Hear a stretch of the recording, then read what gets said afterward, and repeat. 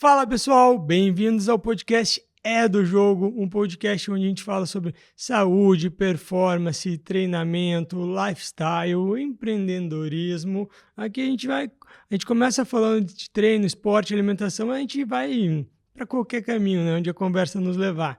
Hoje eu tô aqui com o meu amigão Mal, né? Mal é um queridão, eu tava louco para conversar com ele, né? Vou contar um pouquinho do porquê que ele tá aqui. O Mal, ele é um fisioterapeuta, né? Ele é graduado na PUC, ele tem pós em biomecânica do movimento, cinesiologia, ele também é fisioterapeuta esportivo, já me salvou várias vezes. Chegar lá com a lombar travada, o homem me salvou. Ele também é sócio proprietário da clínica Physioprime e atua desde 2013, né? Um tempinho, né, cara? Um tempinho atuando. Ele tem um foco legal na parte de reabilitação e ainda ele supervisiona as avaliações biomecânicas de estágio na PUC, né? Isso aí, né? Isso também. Bom, Mal, te apresenta aí para nós, conta um pouquinho da tua história. Cara, por que tu foi para fisioterapia? E depois, assim, o que te brilhou o olho ali, que tu seguiu o caminho? Vamos lá, então, primeiramente, obrigado. Muito bom estar aqui, ainda mais com um amigo, né? A gente fica muito feliz ainda nesse bate-papo, que é muito legal a gente trocar experiência e contar um pouco da vida e da trajetória. É bom estar aqui na PUC, né? Que é aqui que eu me criei, casa, né? Minha casa. Fiz toda a minha graduação aqui, depois fiz pós-graduação. E eu trabalho desde 2012, foi dezembro de 2012 eu entrei.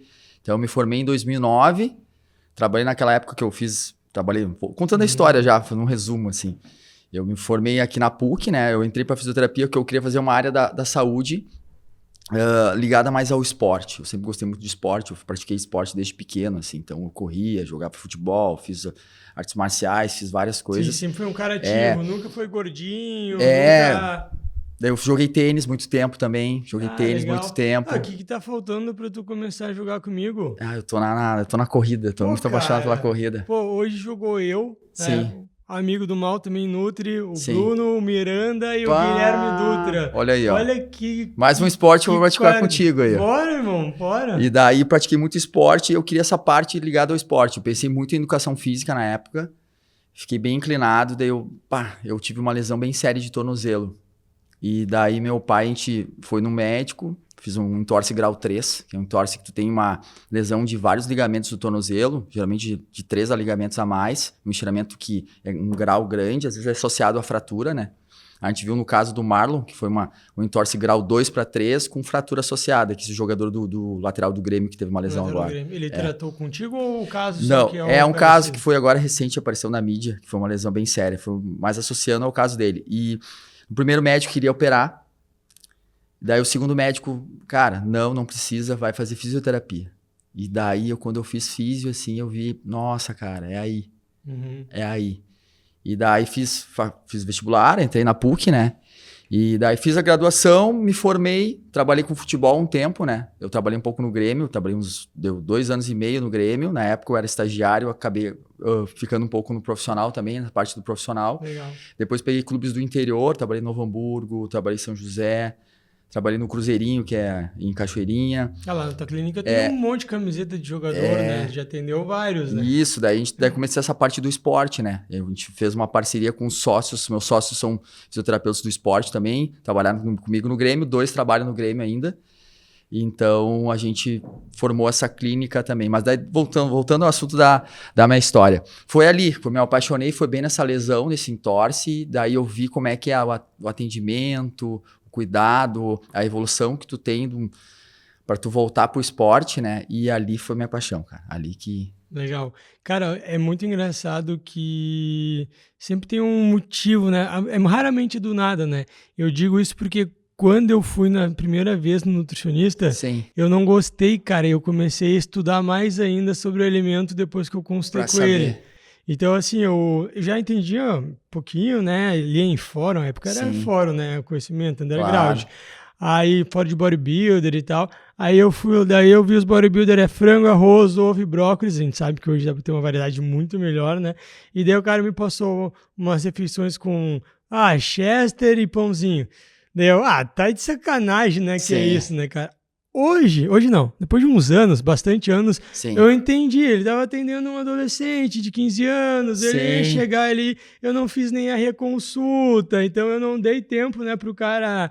Mas depois de ter mais maturidade, eu entendi, né?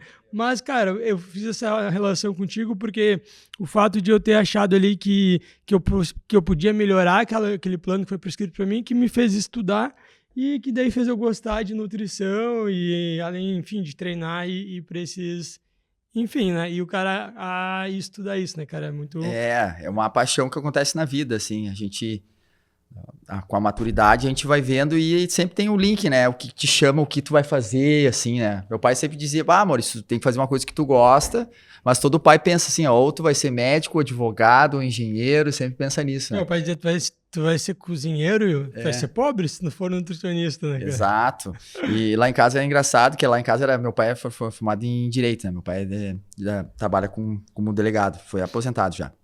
E daí tinha todos os livros da estante, dos Código Penal, tudo, e eu olhava aquilo, cara, isso eu não quero, isso eu não quero. Daí a minha irmã acabou indo pro Direito, né? Ela seguiu a trilha do pai, mas eu que não queria. Eu disse, olha, eu quero uma outra área. E foi bom isso, cara. Fui para essa área do esporte aí, da reabilitação.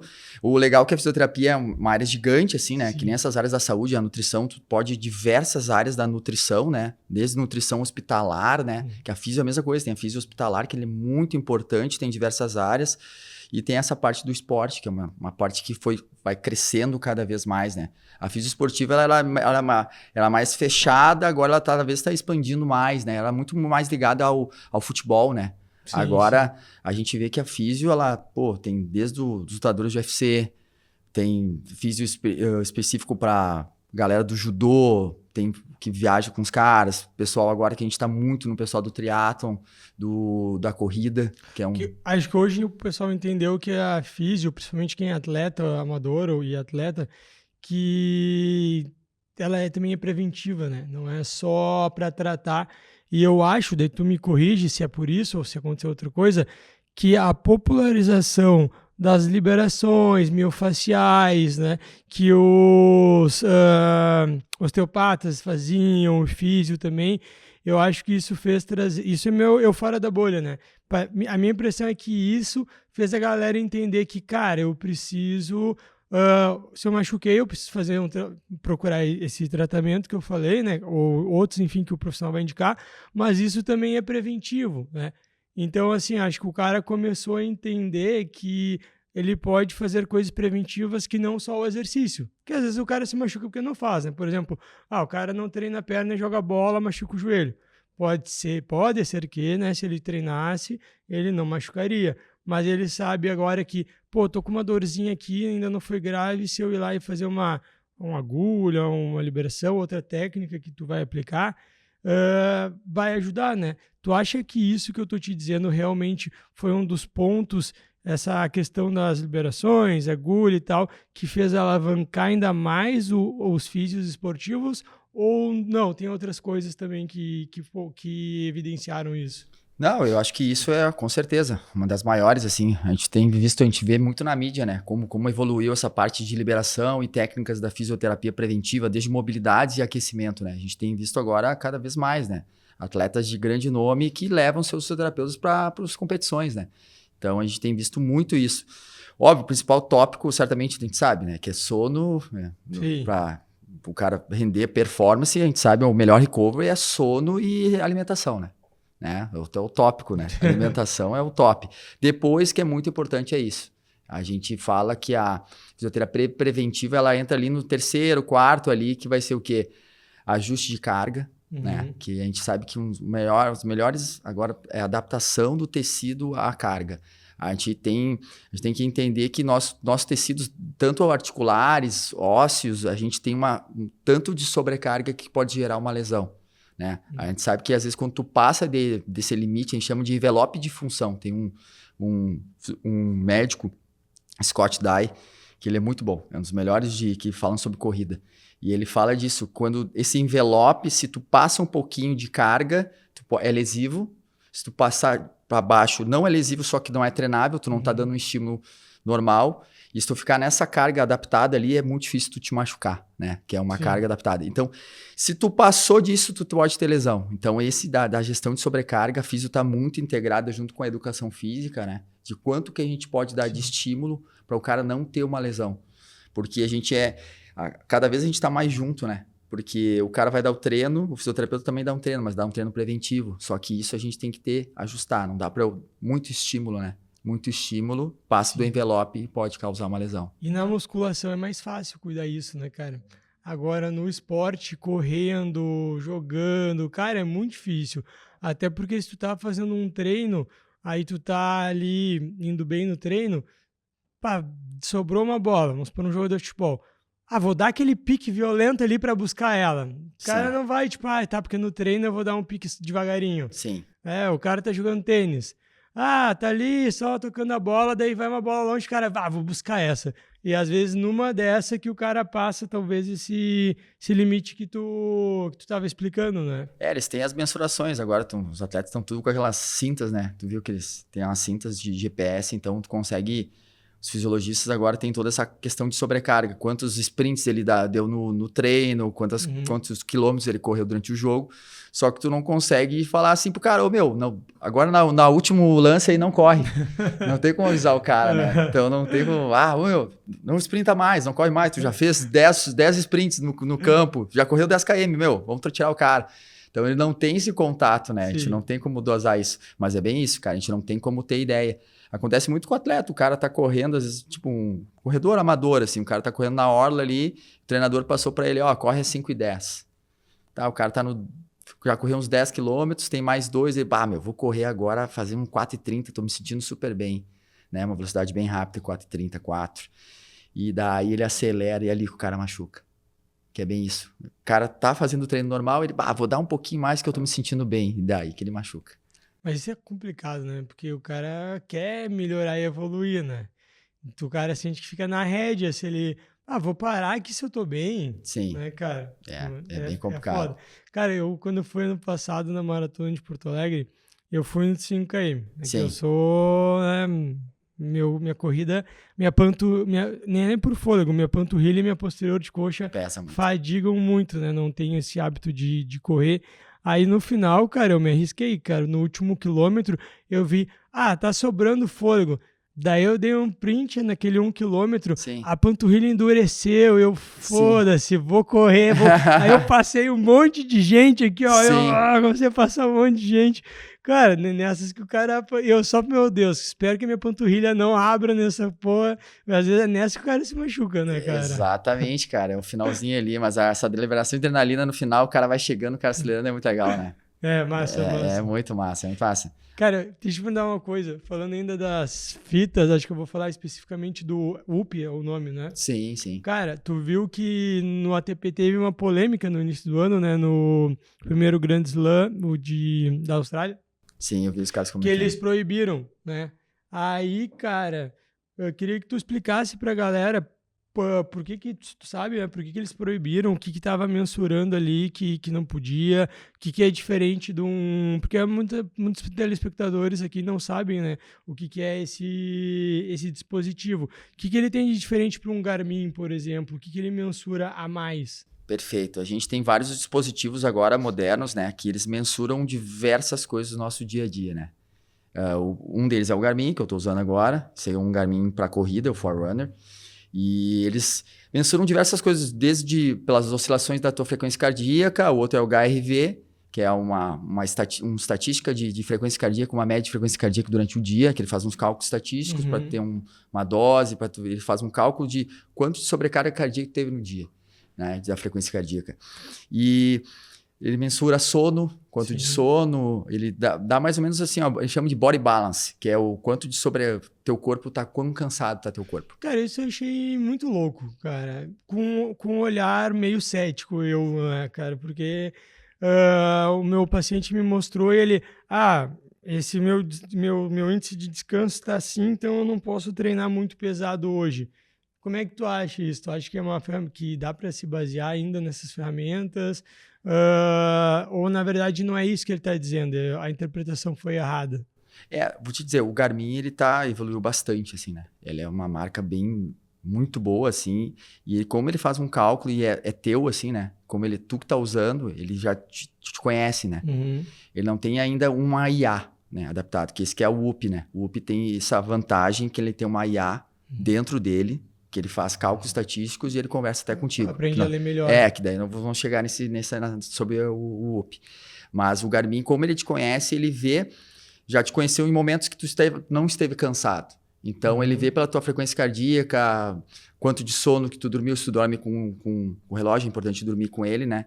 E dependendo, ele vê assim, olha, pelo tanto tempo que eu tô contigo aqui, tu tá cansado. Teu corpo não estaria bom. Tá precisando de recovery, não tá bom pra tu fazer um treino.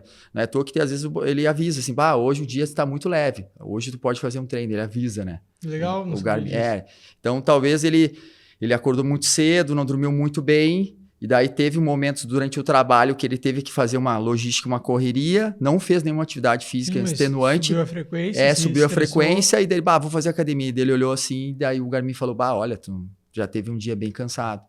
Por isso que às vezes ele dá isso. Mas daí temos depois o Aura, que é um anel. Muitos atletas estão usando. Tem clubes de futebol que estão usando bastante. Ele dá muitos dados. Para ter ideia, ele vê também a questão se tu ronca. Quantos momentos tu ronca, ele tem um fonezinho, né? E ele sabe os momentos que tu ronca, quantos minutos tu ronca, né? E dá pra ver quanto que foi o sono profundo. Sono profundo, sono REM. O Garmin também vê esses fatores, mas não tão bem. E o UP é o mais moderno de todos. O UP, ele tem tudo isso, mais uma IA. E ela consegue conversar contigo. Eu vi que tu não dormiu bem. Tu acha que foi o ar-condicionado? Então, cara, ela conversa contigo. Cara, e ela mostra tanto dado, ela te dá várias referências para te ajudar a tua performance, que parece já que tu tá fazendo um doping, entendeu? Tá? É quase um doping, porque ela tá te auxiliando muito, entendeu? Como se fosse um gestor da fisiologia do atleta, sabe? Um banco de dados infinito. Banco de dados infinito, cara.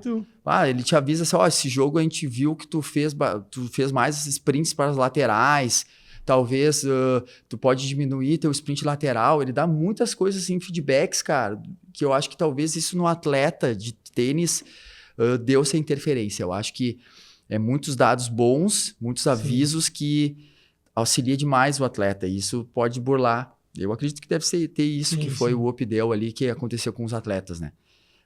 O futebol não vi usando ainda, tá?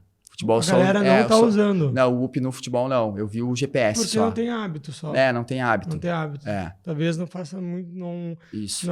Não faça muita diferença essas coisas que o UP daria pra eles. Sim. Eu tenho minha teoria da conspiração, né? Eles proibiram e liberaram... Foi marketingzinho, né? Aí começou todo mundo a falar, né, cara? Eles disseram tem a questão do marketing. Se não iam usar a pulseira, eles iam mandar uma outra coisa, não sei, sabe? Tipo, se era uma camiseta para usar por baixo ou uma roupa de baixo que poderia fazer a mesma mensuração, cara. Muito legal, né, É que nem do atleta, que é do jogador de futebol, eles usam tipo uma cinta, assim, ó, que é um xizinho. Já vi, tipo um top, assim, um topzinho com um sensor que às vezes fica na frente, geralmente é atrás aqui, ó, mas tem uns que ficam na frente, que é um sensorzinho, né? Sim. Mas, cara, eu acredito que foi isso. Ele dá muitos dados ali que te auxiliam talvez no pós-jogo, ou te contam como é que foi teu treino, tua prática do esporte ali, e te auxilia no próximo jogo. Acho que o pior é se darem um jeito de auxiliar no jogo, né? Então, se o cara consegue... O UP tem... Não tem tela, né? Não tem tela. Mas o treinador pode falar, né? Pode. Vamos por assim... Ele pode estar com um tablet ali. Isso. Dele assim, ó. Olha só, tu tá perdendo de 5-2 e tu já tá muito cansado.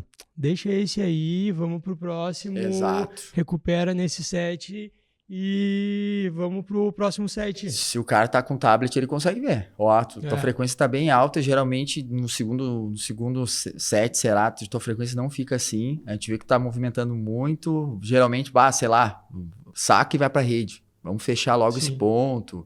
Não troca muito bola com ele. Cara... No esporte, tu sabe como é que é. O cara consegue burlar, né, cara? Várias técnicas aí que o cara consegue burlar. O esporte a gente vê que o próprio próprio ciclismo, né? O ciclismo também, os caras têm uns treinadores que fazem o Tour de France lá. É violento, né? É violento, os caras acompanham e ficam ajustando, quando acelera muito com um pelotão. É que os caras vão até, acho muito louco, né? O cara vai de carro do lado. Vai de carro do lado conversando com eles, dando instrução, com as bicicletas em cima. Exato, os técnicos. Muito louco, cara. É legal de ver. Bah, o negócio é. O Tour de France dura não sei quantas etapas, né? São várias etapas. Mas a galera termina como se tivesse passado por uma guerra, né, cara? Exatamente, cara. E ali tu dá pra ver, né, com essa questão do técnico, né? Muito junto, né? Sim. Esses atletas aí, eles usam, o que eu já vi, acho que eles usam o UP, sim. Eles usam um Garmin bastante, né? Na própria bicicleta, né? Sim. A bicicleta deles é uma máquina, né?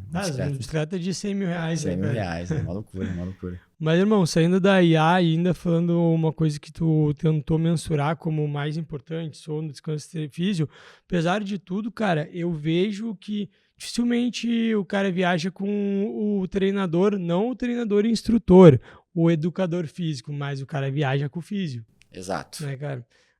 O cara viaja com o físio porque a importância ali na hora de ajustar, de alinhar, de fazer uma massagem ali para reviver o cara, né, cara, é muito importante, cara. Não, eu tive no tênis o Alcaraz, ali, alguns jogos, tem alguns vídeos do Alcaraz, o Alcaraz com o físio aquecendo antes, né? Ele faz certas mobilidades sempre antes do jogo, ele faz junto com o físio. Ficam os dois ali fazendo, o físio faz algumas técnicas osteopáticas, nele sempre geralmente a mesma coisa, e o Alcaraz entra no jogo. Sempre, sim. Então, o físio tá nessa parte um pouco do aquecimento, de ajuste, de salvar o cara, porque o atleta, tu sabe, em alto nível, sim, ele sempre vai ter dor. O cara vai ter dor, não adianta. Alguma coisa ele vai ter dor. Cara, e agora indo pro amador e pra uma coisa que tu gosta muito de fazer, que é correr, né? Cara, como é que tu vê, assim, nesses últimos 5 anos, se deu uma mudada na mentalidade do corredor de treino, alimentação, buscar o físio, aumentou muito as equipes, porque a gente tem essa percepção que a corrida, né, teve um boom nos últimos anos, mas me diz tu, cara, como é que tu tá vendo isso nessa parte da corrida? A corrida deu um boom, né? Foi muito grande. Até próprio na clínica lá, a gente atendia, sabe, na clínica que eu trabalho, que eu sou sócio, a gente trabalhava muito com pós-operatórios, né, lesões de esporte, assim, e a gente começou a pegar muito grupos de corrida, né? Muito atletas de corrida, a gente começou a fazer parcerias com assessorias de corrida, e a gente começou a acompanhar com essa turma da corrida e a gente viu o boom, né? Assim, que um boom, não é à toa que Porto Alegre é a capital da corrida, né? Porto Alegre virou a capital da corrida. Nem sabia, cara. É a capital da corrida, porque eu acho que talvez o número de corredores que tem em Porto Alegre, eu acho que é um dos maiores que tem no Brasil. Percentualmente falando. Eu acho que é o maior do Brasil. Tem números já. Mas também tem a questão do... Esse ano vai vir o Kipchoge, que é um dos maiores corredores de maratona do mundo. O cara escolheu para vir correr no Brasil, né? Na Maratona de Porto Alegre. Ele vai na New Balance. Na New Balance. Na New Balance. O cara, ele fez todas as majors, ele é um dos atletas mais fenômenos, porque ele é um atleta que ele conseguiu fazer abaixo de 2 horas, uma maratona, né? Só que ela não foi validada. Tu mandou o vídeo para nós? Não, aquela é outro. Deu. Mas ele conseguiu fazer abaixo de 2 horas, mas não foi pela Royal Athletics, porque tinha um carro na frente, assim, mostrando o tempo. Mas ele é um cara que chegou muito perto, 2 horas e 1, 2 horas e 2, 2 horas e 4. E esse cara, depois que ele fez todas as majors, que são as 6 corridas no mundo inteiro, ele, agora eu vou correr uma maratona em cada continente. Cada continente. Daí ele pegou, a primeira vai ser na África do Sul, e o segundo, do nada, assim, ele fez um anúncio, vou correr em Porto Alegre. Cara, podia correr no Rio, São Paulo, qualquer lugar do Brasil. América Latina, tem a Argentina, nossa, Chile. Quando ele vai vir aí? Dia New Balance... Julho. Ele vai vir ainda, escolheu correr no friozinho. Né, cara? E daí, cara, o cara vai vir pra cá. Então, nossa, o boom da corrida agora vai ser mais ainda, né? Mas nos últimos anos esse boom foi muito grande. A gente tem visto muita gente correndo, muita galera se alimentando melhor, a galera utilizando bastante gel de carboidrato, né? Entrando pra parte da nutrição, o pessoal cuidando muito dessa parte da nutrição, porque tu não consegue, dependendo de quantos quilômetros tu vai correr, tu não consegue sem... Claro. Você ingeria e é muito importante, né?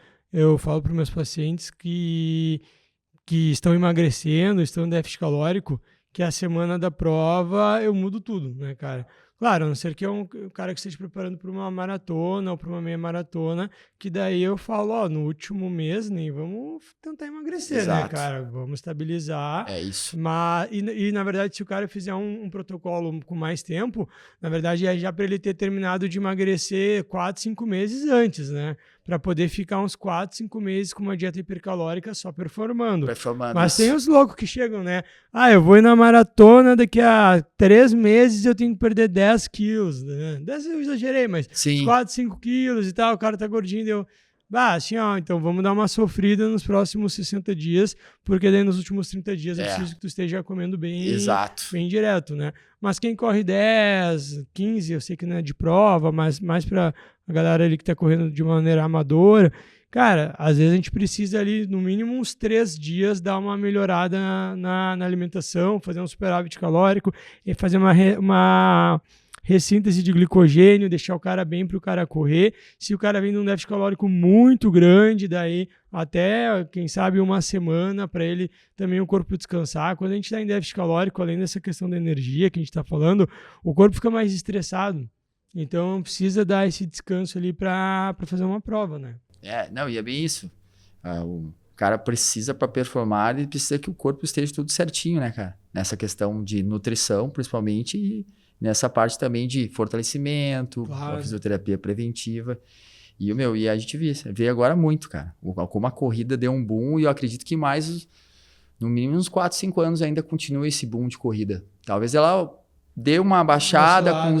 Não adianta. Toda a prática desportiva dá um boom, né? Agora os últimos 2 anos... Voltou o tênis. Voltou o tênis, exato, também. Voltou o tênis. Muito forte. E o tênis é muito louco. Ele voltou por 2 motivos que aconteceram meio parecidos. O primeiro motivo veio uma parte da estética, né? Que a gente sabe que rede social, dinheiro e tal, aparecer. Então, a galera mais rica joga tênis. Sim. Então começou a puxar essa estética, Louis Vuitton patrocinar o Alcaraz. Exato. E junto com isso, nos últimos 2 anos, o João Fonseca ascendeu, né, cara? Exato. Então no Brasil aconteceu 2 coisas. Esse movimento da internet, né, cara? Sim. Mas aconteceu junto uma coisa muito legal. A gente tá com um brasileiro agora competindo, tá jogando muito bem. Fez uma baita partida contra o Sinner agora, foi um jogaço. Então essas 2 coisas, né, dão uma impulsionada no esporte, né? Que nem foi contra o Guga, né? O Guga, a mesma coisa. Quando deu aquele boom, nossa, o Brasil começou a bombar de tênis. O pessoal comprando tênis do Guga na época. A marca do Guga virou sinistra. Guguinha e não sei o que mais. A galera começou a comprar o tênis dele. Eu me lembro que era um tênis amarelo com verde, raquete, as crianças jogando tênis. É bem isso. Quando tem um esporte brasileiro, um atleta brasileiro que ele evidencia, também auxilia muito nessa questão do esporte, né? O beach tênis também, né? Ficou forte. O beach, ele não veio de nenhum atleta, né? Ele veio, eu acho, do pessoal descobrir, assim, uma coisa que é divertida e que é de fácil acesso, né, cara? Exato. Esses tempos eu joguei com um monte de familiares meus, enfim, estavam brincando no aniversário. Até quem era sedentário e nunca jogou, conseguiu jogar relativamente bem, dar uma brincada, passar a bola para o outro lado. Então, cara, isso é muito legal do beach, né? Tem essa questão de ser mais fácil para começar a jogar, né? Não digo para virar um profissional, né? Sim. Mas e também assim de integração, dar risada, brincar, se divertir, né, cara? E eu acho que acho que quando a questão dos esportes raquete, daí meio que vai tudo pegando tração um no outro, né? Paddle, o beach pickleball. tênis e o paddle, né? Os 3 aqui aumentaram violento ali o número de praticantes. O pickleball ainda está vindo para o Brasil, né? Mas fora eu já vi nos Estados Unidos ali vários lugares os caras tirarem metade das quadras de tênis e transformarem, claro, só pintar, né? Transformarem para pickleball, né, cara? Lá fora também bem forte tá isso. Muito forte, cara. Vai chegar forte no Brasil também, acredito. Eu te admito que olhando ali, cara, eu acho que eu ia precisar de ti toda semana, mano. Porque o pickleball, o cara joga tão abaixadinho, olha assim, minha lombar não vai aguentar aquilo, cara. É verdade, cara. Parece que a bola não anda, né? Tu vê o jogo. E parece que o cara tá sempre agachado aqui, parece que tem uma pressão ali mais na lombar, cara. Ele é bem diferente, assim. O esporte é um tênis de mesa, só que tu fica em cima da mesa, assim, né? Verdade. Ele é diferente, assim. Cara, deixa eu fazer uma pergunta também, assim, um pouco desvirtuando o tópico, mas como nos últimos 2 anos, mas especialmente no ano, teve um boom, né, daí das canetas emagrecedoras, vamos dizer assim, isso chegou a se refletir nos teus corredores, talvez em gente que está comendo pouco, se lesionar ou não está conseguindo performar, ou é uma coisa que na corrida, assim, tu não sentiu, não percebeu isso?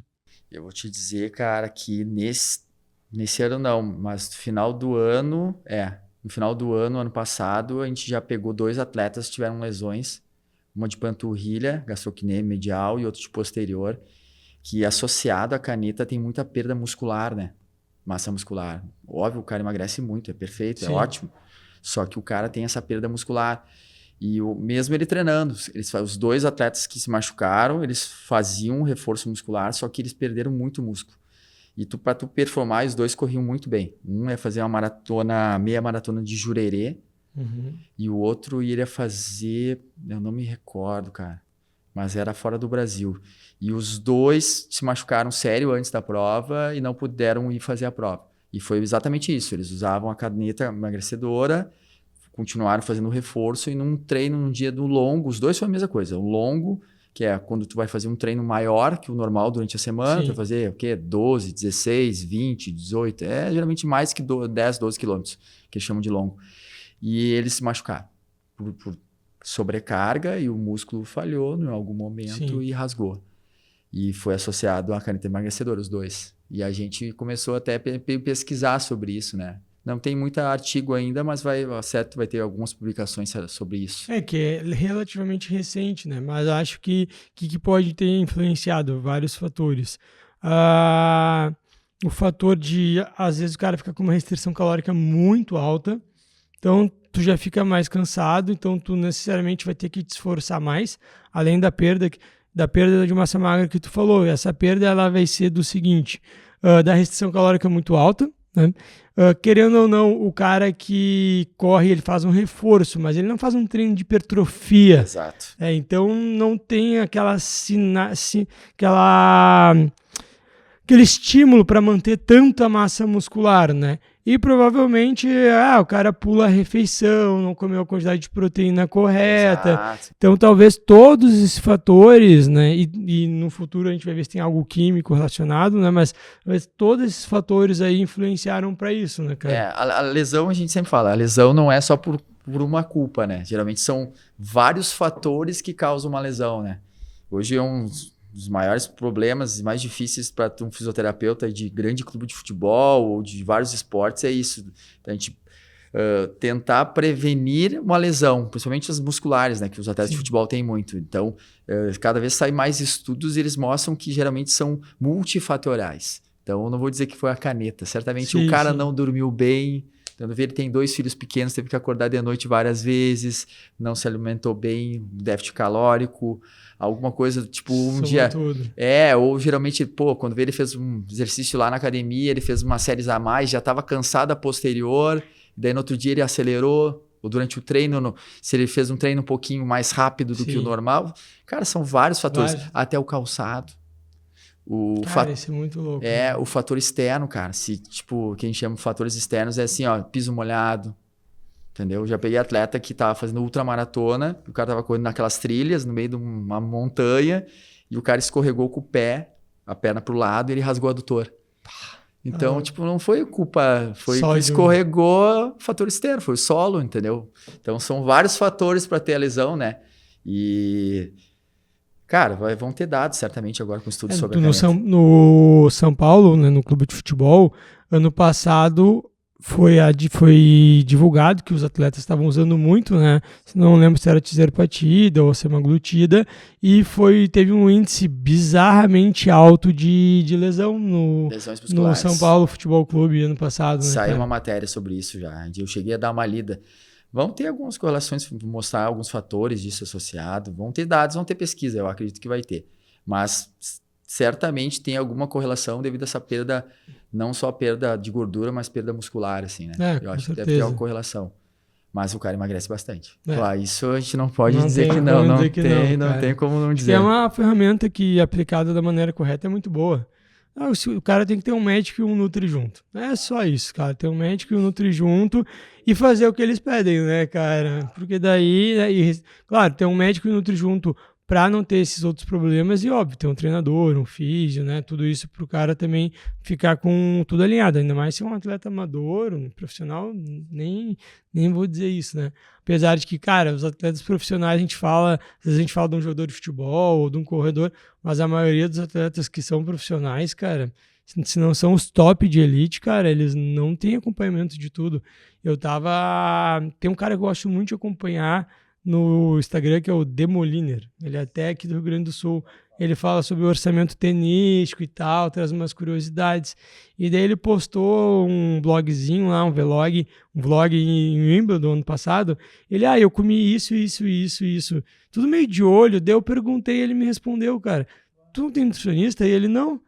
E daí, se eu não me engano, ele disse que a maioria dos atletas não tem nutricionista, cara. E ele é um profissional, não sei se ele tá no top 100 de duplas, né? Mas acho que sim.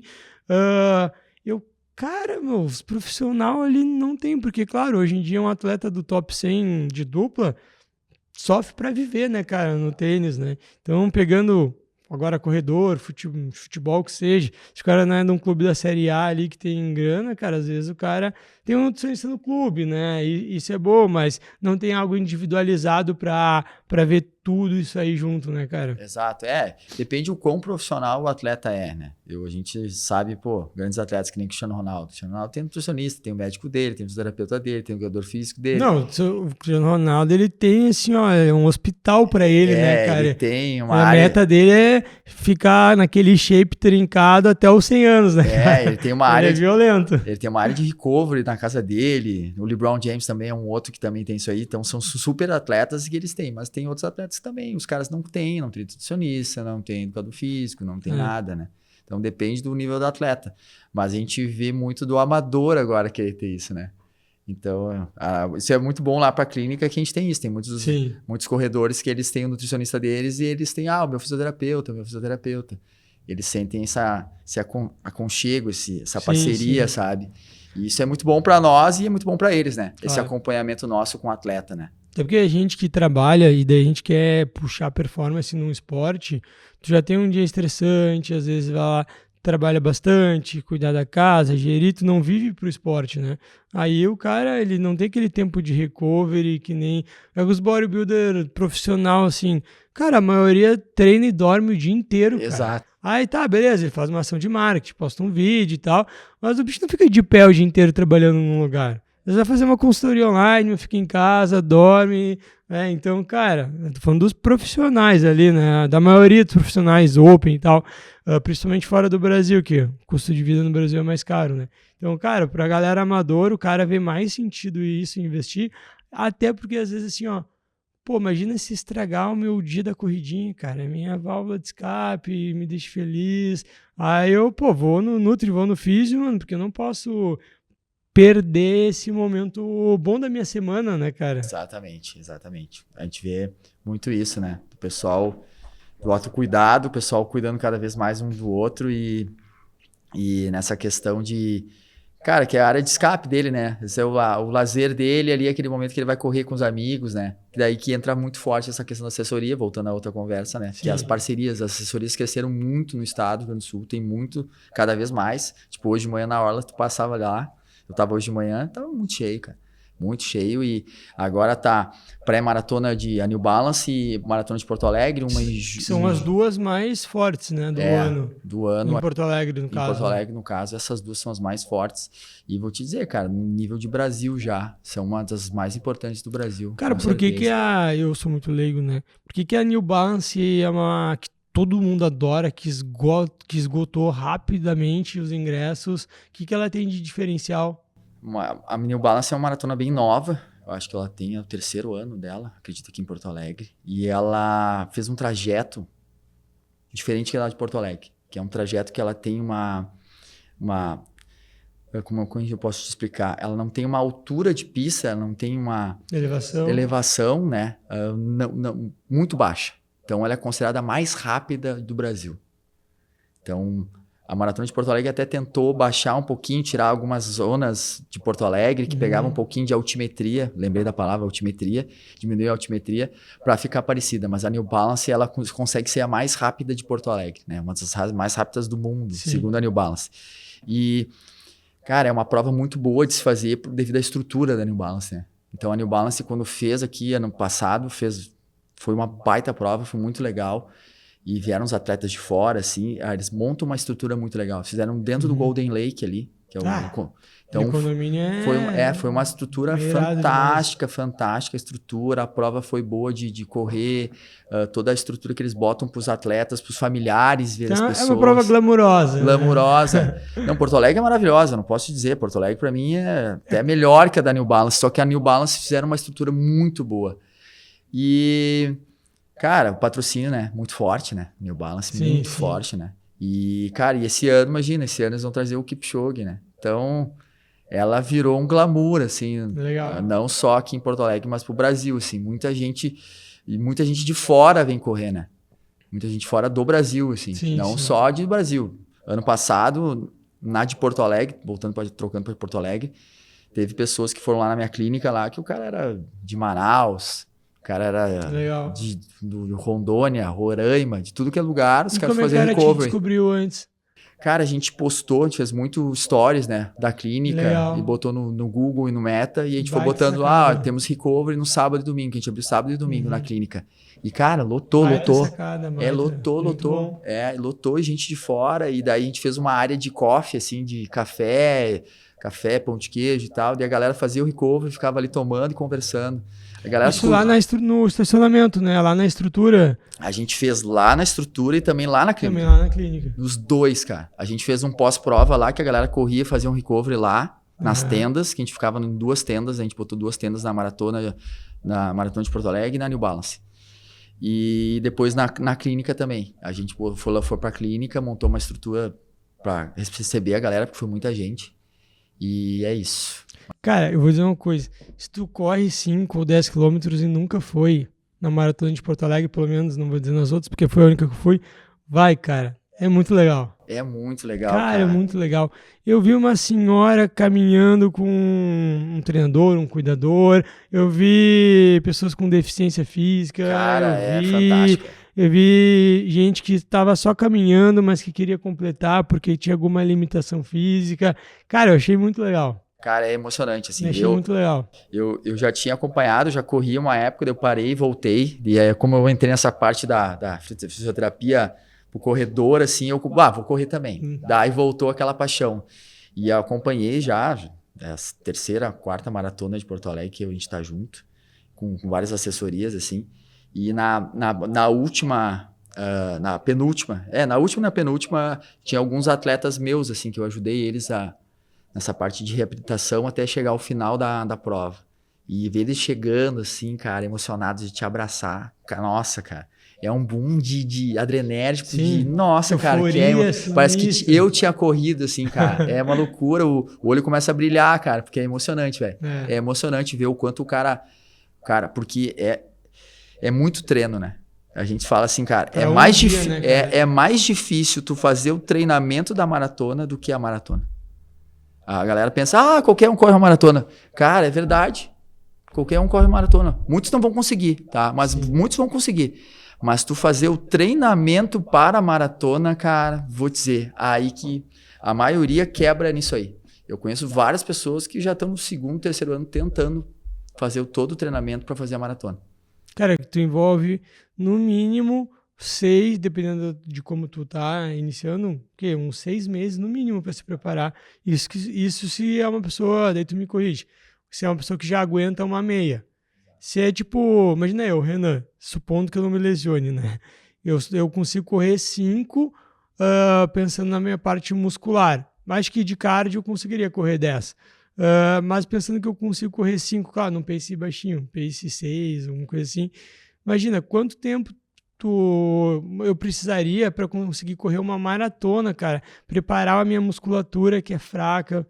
Eu chutaria mais de 1 ano, com certeza. Cara, né? eu vou te dizer, acho que uns 2 anos. Sabe por quê?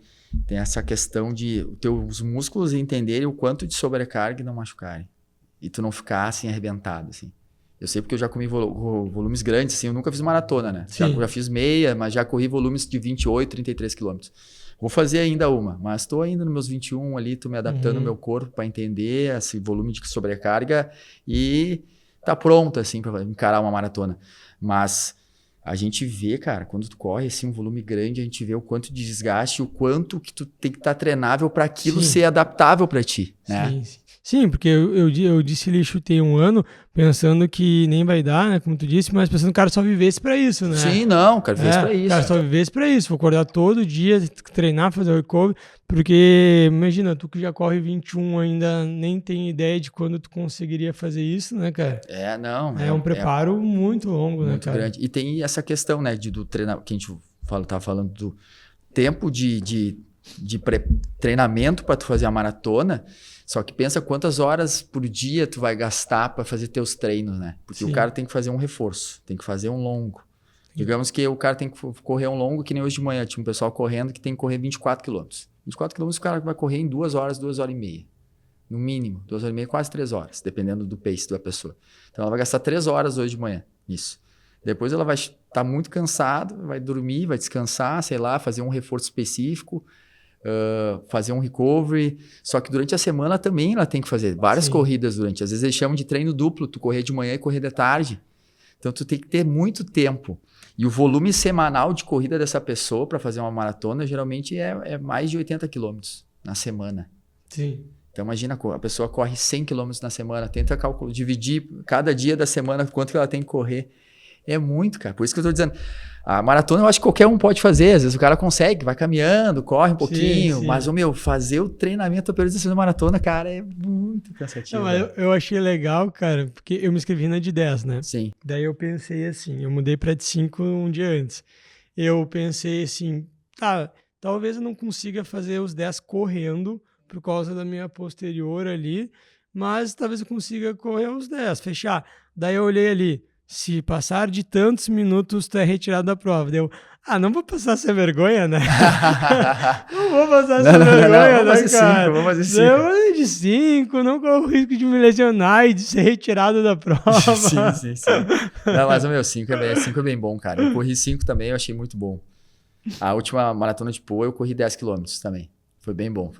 Fez em quanto? Eu fiz em 38 e 14. 38 e 14. Aí dá um pace de quê? 13,50. 13,50 e poucos. É uma velocidade rápida, né? O coraçãozinho aqui, ó. Bum, puxando o ar a prova inteira. Mas é bom, cara. É bom. Correr é bom. Mas cara, daí aquela chegada é emocionante, né? É emocionante. Tu chegando ali, vendo a turma e todo mundo se abraçando. Aí, tu conseguiu, né? Tem essa questão da equipe, né? Das assessorias, da parceria. Daí tem a questão de familiar que vai te ver correr. Por isso que a corrida virou essa paixão, cara. Cara, como eu disse, acho que todo mundo, os caras gostam de dar uma corridinha ali, cara, mesmo que seja de 5 ou de 10, é muito legal. Vai na de Porto Alegre, pelo menos, vai ali que é divertido. E pegando aquele link que tu falou que do beach tênis, que é fácil, como é fácil praticar, qualquer um pode, a corrida também, né? Tu pega um tênis e vai correr. É uma coisa muito fácil de fazer um esporte, né? Óbvio, depois tu vê que não fica tão barato, né? É um tênis bom, é um Garmin, é uma roupinha boa de correr, é um bonezinho. Vai aumentando. Vai aumentando, o gel de carboidrato, daí o cara quer comprar uma garrafinha de bonitinha. Cara, é que todo esporte gera uma economia, né? Que nem um tênis, o cara vai comprar um grip novo, vai comprar uma munhequeira, nem precisava. Exato. Daí, não, mas isso aí faz parte, né, cara? Acho que o cara quando o cara pode financeiramente fazer essas coisas, o cara gosta um pouquinho mais, né, cara? Enfim, é o prazer do cara, né? Mas, irmão, outra coisa ali, pensando assim nessa parte ainda das corridas, como é que tu vê o índice de lesão pra galera iniciante? Por que eu te pergunto isso? Pra quem tá assistindo, saber quais cuidados que ela pode ter, assim que a gente já falou de treino, descanso e tudo mais, mas se tu pudesse condensar em algumas dicas, pra gente até fazer um corte, né? Se pudesse condensar umas dicas para alguém que está começando, o que tu falaria para ele cuidar, principalmente da parte física, para ele respeitar, para que ele não se lesione? Perfeito. Isso é um tópico muito importante.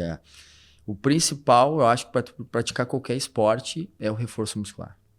Qualquer esporte, tu tem que ter um músculo que consiga gerar força, né? A gente precisa de um músculo que tenha uma contratilidade boa para ele responder para um tendão para gerar uma sobrecarga para tu fazer um estímulo mecânico, né? Então, a biomecânica explica bem isso. Tendo um músculo forte, o tendão está forte, a carga é distribuída para o osso para fazer o torque.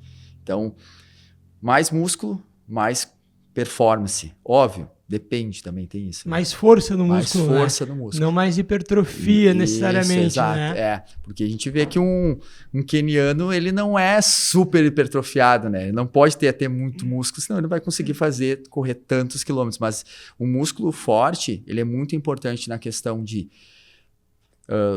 para tu ter o movimento, né? Mas o principal para frear o movimento também, né? A gente explica que muitas lesões que a gente tem, que é mais comum aí nos corredores iniciantes, é a canelite.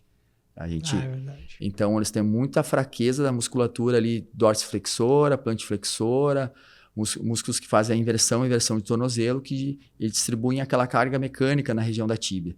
E ali se tu não tem uma musculatura boa ali, ou tem uma deficiência na musculatura de glúteo associada, que é um músculo que ele estabiliza bastante o joelho, isso gera uma sobrecarga e o atleta acaba se machucando. Então, a gente pega muito pessoas que começam a iniciar, comecei a correr, comecei a ter dor na canela, daí a gente vai lá na clínica, a gente avalia a pessoa muito fraca. Mas dor na canela por causa do glúteo.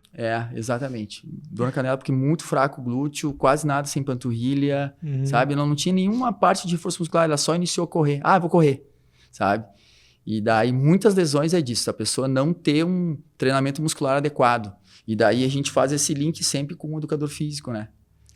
O legal é que desculpa interromper, mas só para complementar o que tu vai fazer, na clínica, porque a gente de Porto Alegre, na clínica do Mal, que é Physio Prime, lá eles fazem treinamento também. Inclusive eu fui lá fazer um treino que eu queria melhorar, pegar umas dicas para melhorar a força no core, transferência de massa, e fiz um treino lá com eles. Então, isso é legal também, que vocês fazem um recovery, mas vocês também dão treino lá dentro. Tem estrutura, aparelho, anilhas, halteres, bens, enfim. Tem os homens que sabem de tudo, né, cara? A gente faz a fisiopreventiva, a famosa fisiopreventiva, porque a gente entende que a fisioterapia trabalha com dor, né? A gente trabalha com dor, mas a gente entende que a dor sempre é uma consequência, né? A dor não é a causa, né? Então, às vezes tu trata a dor com medicação, vai passar a dor, só que o que causa a dor? Né? Qual que é a causa da tua dor? Por uma fraqueza muscular, uma sobrecarga demais no teu tendão. Então, a gente tenta tratar a causa. E a causa, geralmente, é isso. É trabalhar com movimento, fortalecimento, adaptações musculares, mobilidades. Então, a gente, tratando a causa, a gente vai tratar a consequência, que é a dor. Então, a maioria a fisioterapia evoluiu muito nisso, né? Que a fisioterapia ficava muito na dor. Uma fisioterapia antiga, né? A gente ficava tentando tratar só a dor. Faz um choquezinho, faz um ultrassom, faz um laserzinho ali. Tem outro problema, né, cara? Que a dor, às vezes, uma vez uma fisio falou pra mim, cara, o quanto de psicológico tem já nessa tua dor, porque tu tem essa dor há muitos anos. E é muito louco, porque eu tenho uma lesão no ombro há muitos anos, né? E eu nunca me dediquei tanto para tratar ela. Mas, cara, se eu vejo no CrossFit o cara fazendo um butterfly, parece que eu olho e o meu ombro, tipo, quase dói. Sabe? Tipo, parece o meu ombro, olha o cara fazendo aquilo assim, o ombro já, tipo, o meu ombro fala, que é isso, maluco? Isso aí já tá, tipo, ele já fica assim, ó, cara, é muito louco essa questão psicológica, né, cara? É a memória da dor, a gente chama de memória da dor, que é uma dor que tá muito tempo contigo e ela fica ali, assim, né? Tu tem que tratar isso para tentar ela reduzir. Então, essa parte que a gente fala de tratar a causa do reforço é isso aí, é o reforço específico. A gente faz muito essa parte do reforço específico, ensina pros nossos pacientes, e eles fazem essa parceria com o cuidador físico também, que ela tem, que ele vai na academia, e eles acabam fazendo fortalecimento na academia junto com eles, e a gente fica naquela parte preventiva, ensinando, dando as doses, e óbvio, a parte de tratamento também que a gente faz lá na clínica, né? Show. Mas é muito importante isso. Então, resumindo, cara, vai começar a correr, começou a correr, já pensa em integrar na tua semana pelo menos de 2 a 3 treinos visando um reforço muscular. Reforço muscular, né? E mobilidade. E mobilidade. Os dois, reforço muscular e mobilidade. A gente viu que muitas pessoas têm déficit de mobilidade em quadril, tornozelo, né? Então, isso é importante a pessoa ter uma amplitude articular adequada para a gestão do movimento. Eu não sei o quanto é a relação precisa, mas, por exemplo, onde eu tenho pouca mobilidade e elasticidade na minha posterior e, cara, na panturrilha e no gastrocnêmio na parte de cima, onde que eu sinto dor na corrida? No mesmo lugar, cara. E na academia eu treino com uma carga, já treinei melhor, mas treinava com uma carga relativa ali, um leg press, uma extensora, né? Apesar de que, cara, a minha treinadora, a Dani, que já veio até aqui, né? Ela falou, agora tu tá jogando tênis, e quando eu quis começar a correr mais, ela falou, esquece cadeira flexora, tu tem que fazer, além de outros exercícios que ela me citou, flexão nórdica. Né? Eu não sei se tu consegue me explicar aqui o motivo, mas ela... porque eu não sei se eu vou te fazer a pergunta certa para isso, né? Não, vai lá. Mas por que a flexão nórdica ela trabalha o músculo num comprimento diferente, né? E por que para corrida, para dar tiro, né? Um tiro de corrida, para explosão, por que ela acaba sendo um exercício melhor? O que ela tem de diferente? Para quem não sabe, flexão nórdica é um exercício que... Vou pedir para o editor, não precisa botar o vídeo se não quiser, mas pelo menos, né, a mostrar ali a imagem de como a pessoa fica quando está fazendo. Né? Flexão nórdica é o cara segurando tuas pernas e tu cai com o tronco, assim. Ele é um dos exercícios que mais estimula a carga excêntrica da posterior. Então, tem diversos artigos, principalmente no futebol. O futebol tem muita lesão de posterior, então, eles fizeram muitos artigos sobre o quão ele é bom para proteger a posterior da coxa. Então, como ele trabalha nessa carga excêntrica a gente sempre fala, é o músculo contraindo e alongando ao mesmo momento. É como se estivesse fazendo é o bíceps quando tu vai soltando bem devagar a carga.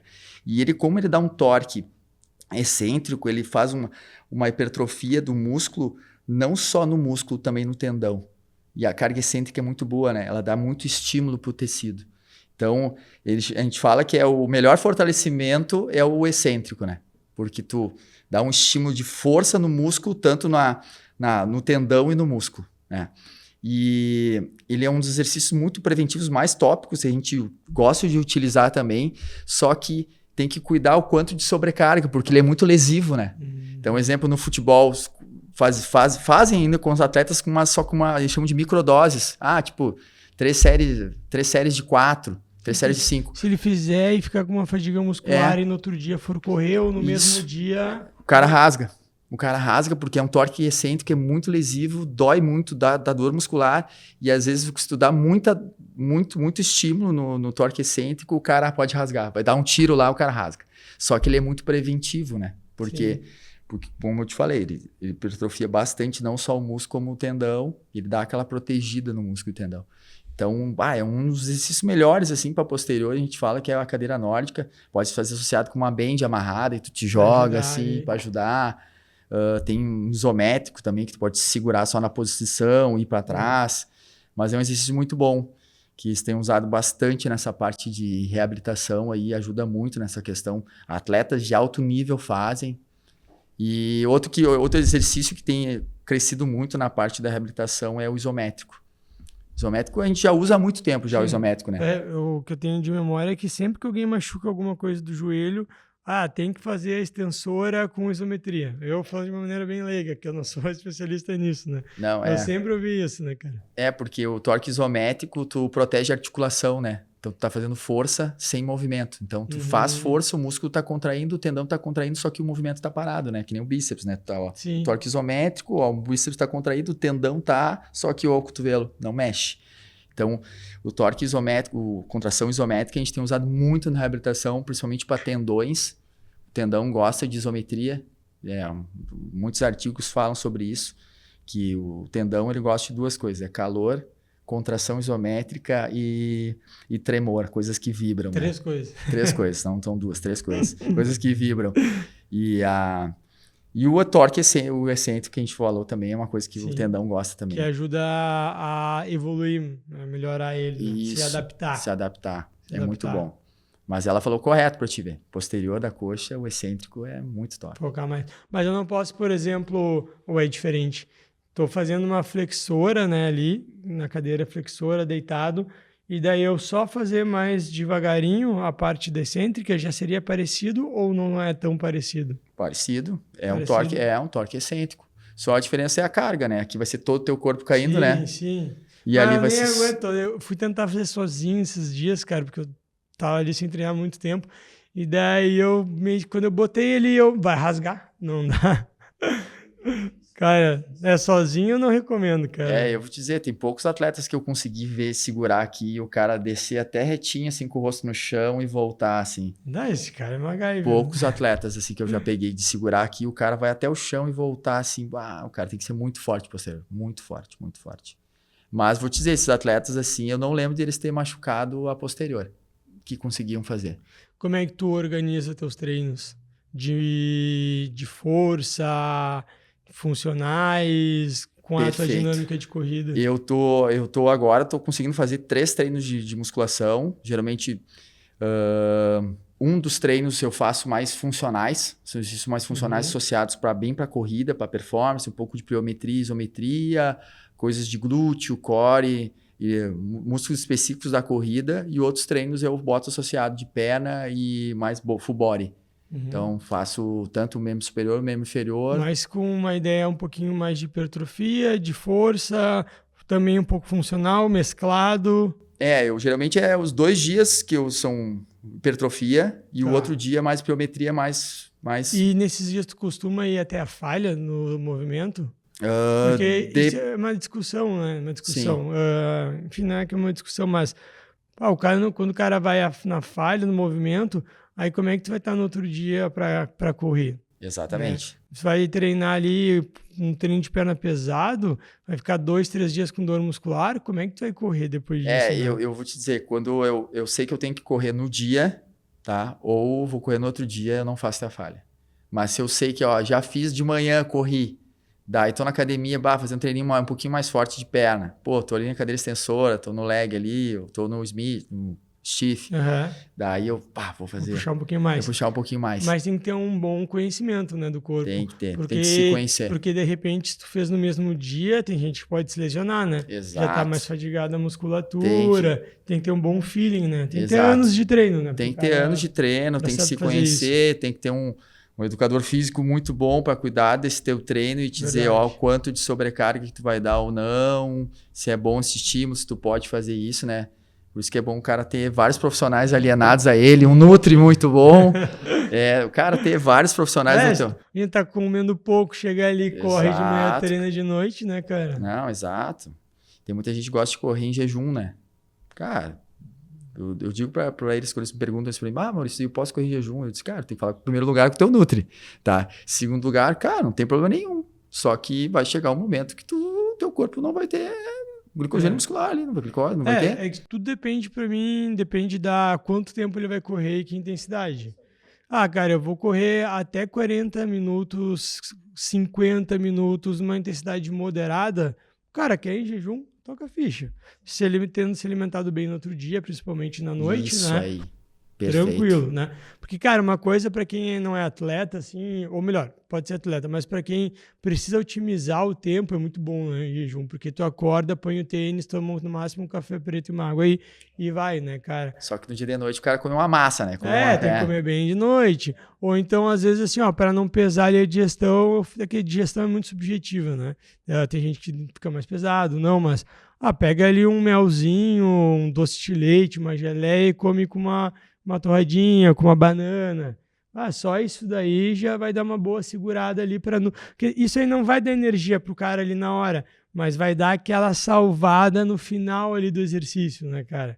Agora, irmão, tu vai fazer um longo, cara, minha sugestão é coma algo antes, não vai precisar comer muito, né, cara? Porque, enfim, o glicogênio muscular nem vai dar tempo de entrar, né, a comida dentro do músculo, mas janta muito bem e come antes, mas aí coisa mais leve mesmo, carboidrato de rápida absorção, evita comer proteína que tem a digestão mais lenta, evita comer fibra, gordura, foca em carboidrato de rápida absorção ali, isso aí. que daí tá legal.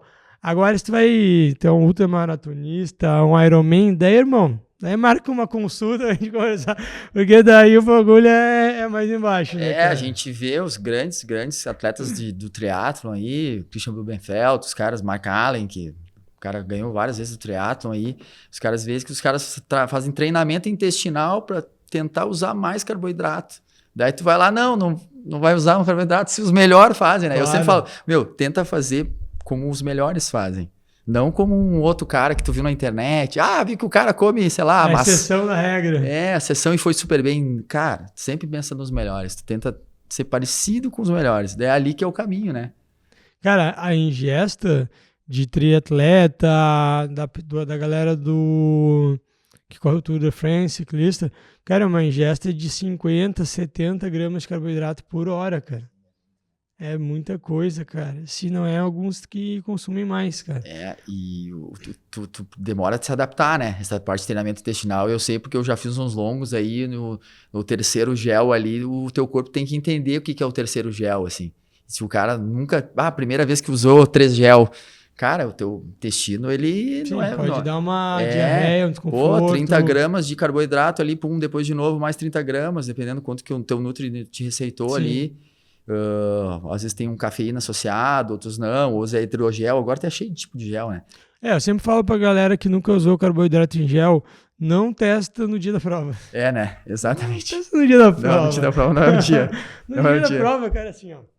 No dia da prova, do campeonato, do futebol, do tênis, não come nada diferente do que tu já come, cara. Faz o que tu sempre faz. Não inventa, cara, porque para ter um problema intestinal, seja pelo alimento novo, associado ao estresse, né? A ansiedade do dia, né? Cara, os banheiros ali da maratona ali são terríveis, pode cara. Ver, passa não, longe, irmão. Nem nem passo perto daqueles banheiros ali, cara. Não, é verdade, cara. Qualquer prova de corrida em Porto Alegre, tu vai ver, tu vai chegar antes, vou ter que dar uma entrada no banheiro ali pra ver. Nossa senhora, é bem cara, isso. Porque é isso, é alimentação, às vezes comer uma coisa errada, às vezes de noite a gente fala pra carbar, comer mais. Não come uma pizza antes, um X, cara. Não faz o que tu já tem feito, né? Não vai comer um alimento que vai dar uma possível problema intestinal. Cara, come uma comida saudável, mas come bastante. Come um macarrão, toma um suco de uva, come um pouco mais de fruta, mas foca em comer limpo, apesar. Por isso que a gente fala, antes da prova, não é para tu fazer uma refeição lixo, que nem os bodybuilders. Não, é para tu fazer uma recarga de carboidrato. Então, comer bastante carbo, mas não comer alimentos com muita gordura que vão poder ali trazer um processo, uma inflamação intestinal ou até uma contaminação cruzada da rua ali e tu ter um problema no outro dia, né, cara? Então, faz ali certinho que no outro dia vai dar sucesso, né? Exatamente. Não é o dia de testar nada, é o dia de tu fazer o que tu sempre faz, não testar um tênis novo também, né? Tem que usar um tênis que tu já usou alguma vez, quando o tênis está apertado no dia. Bora, dá mais dicas aí pra galera da corrida, essas coisas que às vezes o cara não fala. Cara, cortar unha, é só cortar unha no dia ou um dia antes, cara. Daí, nossa, cara, daí quando vê tu cortou a cutícula ali, tu vai correr com... Nossa, já aconteceu já com vários, já me contaram. Mexer na unha, talvez tem uma bolha, estourar a bolha, tem uma bolha me incomodando. E no podólogo, antes da corrida, não nos faz isso, né? Então... testar uma meia diferente, alguma coisa, só uma meia que tu já usou, daí tu comprou uma nova, tudo bem, sabe? Mas às vezes uma costurinha ali incomodando, cara. Cara, pro cara que vai fazer maratona, qualquer detalhezinho no pé ali, cara, já faz muita diferença, né? E fazer o que tu tem feito durante muito, né? Aquelas mobilidades antes da prova, eu gosto de fazer umas mobilidades específicas para mim, alguns pacientes meus eu passo, mobilidade de tornozelo, quadril, uns aquecimentos, faz aquele aquecimento, aquela corridinha de aquecimento, né? Eu geralmente faço 1 a 2 quilômetros de aquecimento antes de fazer a prova. Eu gosto de aquecer bem o corpo para depois. Então, certos exercícios de mobilidade para cada um é individual, né? Cada um tem uma patologia, alguma coisa associada, faz antes de fazer da prova. E é isso, se hidratar bem, dormir bastante, dormir bem, né, cara? Se conseguir, né? Porque os caras tá nervoso, né, cara? Tá ansioso. O cara né? fica ansioso também, tem isso, né? E até antes da prova de largar ali, o cara com o microfone falando, agora vai ser largada, né? Eu vi que tem atletas que ali naquele momento fecha o olho, se concentra, tenta baixar a frequência, porque se tu já começa com a frequência mais alta, imagina, na hora do sprint ali, né? Sim. Né? Então tu vai largar um pace rápido, digamos a 13h30, 13h10 ali, muito rápido com o pessoal do sprint. Geralmente o que a gente fala para os atletas? Não larga milhão, vai no pace que tu programou para tu fazer teu treino, mas geralmente na largada os caras vão muito rápido. Então se tu já tá numa frequência aqui, ó, ansioso, 140, 150, 160 ali, imagina que tu vai sprintar ali no começo, nossa, não vai conseguir, né? Cara, pensando nisso, a gente já tava para encerrar aqui, mas eu acho que vale a pena a gente falar de um tópico que nós gostamos de uma maneira de hobby, mas que de repente faz sentido em trazer uma modulação na corrida. Olha só, exemplo que eu vou dar. Música, tá? Claro, cada pessoa deve ter sua preferida, mas, por exemplo, se eu correr numa frequência cardíaca de 130, 140, que música que vai encaixar melhor? Uma música nessa frequência, né? Ou um pouco maior para me estimular. Mas daí, cara, pensando que eu quero começar numa frequência menor e ir aumentando, de repente faz sentido o cara ter uma playlist que vai trazendo essa progressão. Sim, olha, tu já falou tudo já, meu. Cara, eu vou começar com uma música ali, 120 BPM, aí a terceira track vai estar com 130, na quinta vai estar 140, aí depois o cara vê na hora, né? Sim, cara, eu vou te dizer, o último longo que eu fiz, que foi de 28 quilômetros, cara, eu tava escutando, era um B2B do Hernan com o Nick Warren. Pode ser. É um B2B dos dois, assim. Pô, 2h40 foi ali, eu escutei ali, cara, foi bem assim, no final eu tava acelerando já. Sim, no final o set tava até lento, tava né, até o set tava até lento, então foi bem isso, cara. Cada um tem seu gosto musical, né? Sim, mas essa sim. correlação do ritmo BPM com a tua frequência e com a evolução do teu treino, porque os 2 quilômetros iniciais geralmente é sempre o aquecimento, né? Depois que tu começa... A galera é mais focada, assim, não digo só profissional, mas os amadores, eles costumam correr ouvindo música nas provas? Cara, durante as provas, poucos, tá? Poucos, mais em treinamento. Tem muitos atletas que gostam de ir na prova focar muito no... Sentir o corpo, sentir o corpo, respirar, se concentrar bem em cada quilômetro rodado, assim. Sim. E eu gosto de escutar música. Quando eu tô treinando e quando eu tô em prova também, as provas, eu sempre tenho que estar com fone de ouvido. Eu teve 2 que eu corri sem fone de ouvido e pra mim foi estranho. Foi estranho, cara. Eu gosto de estar alguma coisa escutando. Às vezes, vou te dizer, já aconteceu algumas e eu às vezes nem lembrar o que eu escutei. Nem lembrei, eu só fiquei só na prova. De fundo, batendo. Ela tá de fundo ali, só que daí quando vem de vez em quando, tá escutando isso, tal música, sabe? Mas eu gosto, cara, me ajuda bastante, assim. Eu também, cara, por mais que eu tenha corrido só 5 km, né, durou meia hora, cara, eu botei meu fonezinho e foi, né? Mas agora, o que é, só encerrando esse assunto, mas eu botei o fone, daí quando eu botei no cancelamento de ruído, daí eu vi, não dá, né? Porque o cancelamento de ruído, não se sente isso. Cara, parece que tu não escuta nem o teu calçado, nada, daí é estranho, né? Tem que ser um fonezinho que vai estar ali, mas tu vai estar ouvindo o ambiente junto, a batida, né? A corrida. Tu tem que estar escutando, porque... Tem que estar ligado, né? Ainda mais a orla que tá muito cheia, né, cara? E dependendo do horário, tem muita bicicleta também. Então, tu tem que se ligar com o ciclista. Dá pra ficar no mundo paralelo ali, correndo, né? Porque se tu aqui, ó, nossa, só escutando a musiquinha, fecha o olho aqui, né? Daqui a pouco tu, bum! Cai e bate alguém. Mas é verdade, cara. A música é muito boa. É o som que eu tenho escutado. É um doping natural, né, cara? Exatamente, é o doping natural. Irmão, a gente vai encerrando aqui pro final e sempre no final do episódio a gente pergunta para todos os convidados, a gente pede, né, para todos os convidados deixarem uma mensagem. Essa mensagem pode ser para a galera que não faz exercício, quer começar a correr, quer começar a fazer um esporte. Pode ser para aquele cara que está uma lesão ou que se lesiona muito, não sabe o que fazer, qual a melhor solução. Cara, passa uma mensagem aí final para essa galera toda aí que pode estar acompanhando. O cara que não treina vai começar a treinar, que quer começar a correr, o cara que está te assistindo aqui que já corre. Isso é bem legal e agrega bastante para a galera que está assistindo. Então, primeiramente, agradecendo também pelo convite, pelo esse bate-papo, que foi muito bom, foi muito legal. E foi uma conversa muito, muito boa, né? De autoconhecimento e também de interação. É sempre bom conversar com amigos, né? E sobre um papo muito bom sobre esporte. nutrição, né? E, cara, uma mensagem que eu dou é uma mensagem de um geriatra que é aqui da PUC, Moriguchi, foi o que fundou o Instituto de Geriatria e Gerontologia aqui da PUC. E ele falava uma frase dele, ele já faleceu, e ele falava assim, ó, quer viver bem e bastante, tenha pernas fortes. Então eu acho que tu fazendo um fortalecimento assim, específico, individual para ti, né? Porque todo mundo é diferente, né? Não tem como eu fazer o teu treino ou tu fazer o meu treino. Cada um tem uma resposta muscular, tem um músculo já, uma memória muscular da tua vida, de esportes que tu praticou. Tem a tua questão genética que também, teus genes são diferentes dos meus. Então, tua adaptação de carga também é diferente.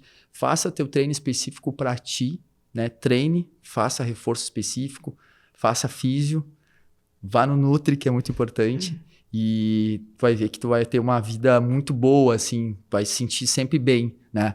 Não tem como tu viver bem sem o esporte, né? Eu acho que o esporte, ele faz bem pra vida, assim. Eu acho que pra tu tá bem na tua vida, né? São vários fatores, né? Tem o profissional, tem o emocional, tem o espiritual e tem essa parte também que é muito importante da vida, que é o do esporte, né? Eu acho que a pessoa tem que ter um esporte. Todos, não importa o que tu quer fazer. Eu faço natação, perfeito. Faço tênis, jogo tênis, eu corro. Eu acho que faça teu esporte e faça um reforço específico. Legal, irmão. Acho que tudo isso se conecta, né? Quando algum desses tripés, dessas bases não estão bem, acho que afeta as outras, né? Por isso que exercício físico, para uma mente boa, se alimentar bem, dormir bem, estar bem espiritualmente, tudo são 4 coisas, a gente poderia botar até mais alguma, que quando uma quebra, as outras acabam começando a ruir também, né? Então a gente tem que dar uma atenção para todas essas áreas, né, cara? Às vezes mais para uma, mais para as outras, né? Mas, irmão, bom demais conversar contigo, cara. Obrigado aí pela tua presença, tava sensacional. É um baita episódio. Galera, então ficamos aqui hoje. Curte, comenta, compartilha e tamo junto aí. Valeu!